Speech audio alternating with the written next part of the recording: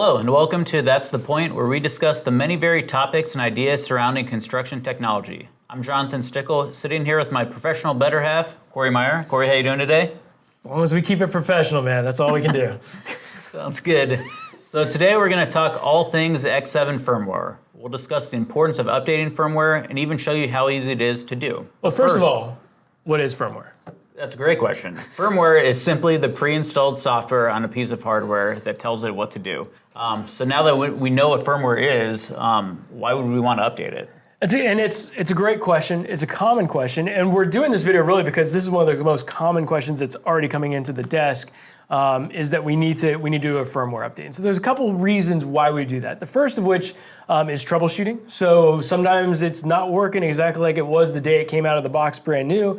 A firmware flash and a firmware load is going to be the best way to get it back kind of to ground zero how it was the first day. So it's a good way to kind of take out the digital garbage that might have accumulated in there, just kind of do a spring cleaning. The other reason, and the more common reason honestly, is because of a new FieldLink release on the tablet. And so we see this that a lot of times when Trimble likes, when they release a new version, a dot release of FieldLink, they will also release a corresponding firmware for the X7 so that the new capabilities maybe that are added in FieldLink, the new ways, the new workflows, stuff like that, can then be mapped over so that the hardware can take advantage of that as well. Okay, yeah, that makes sense.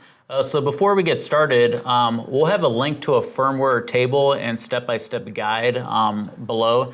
But the tools you'll need, of course, the X7 scanner. You do need an X7, it's not much fun updating the firmware without it, yeah. You'll need a tablet or PC that's running Trimble Installation Manager. Yep. You'll need a Hiroshi cable. And then the scanner firmware can be updated via Wi-Fi, but we prefer the wired connection. We really do. And so as we jump into this, in this tutorial, we're using the Hiroshi to USB cable. It comes with your X7 in the case. If you've never seen it before, it's probably still buried in the case.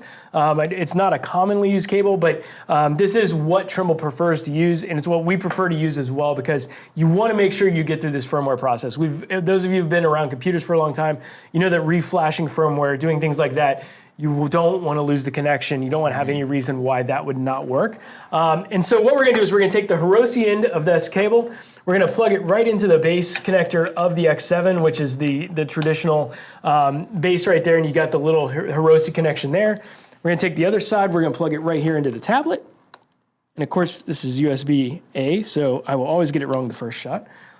And once you plug in the USB, the X7 is automatically begin the process of booting up, so you don't even have to worry about turning it on.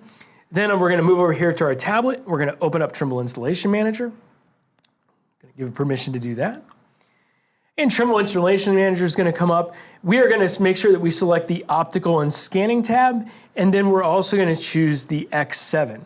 It's going to reach out to the internet. It's going to go to Trimble and go and make sure that it's got the latest updates.